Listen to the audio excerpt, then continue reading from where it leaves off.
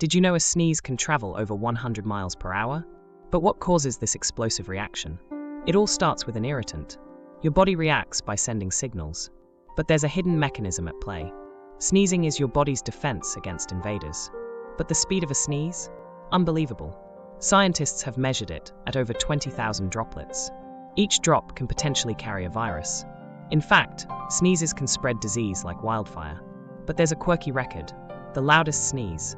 It reached an ear-shattering 104 decibels. And it was a single sneeze, not a series. So next time you sneeze, remember this incredible fact.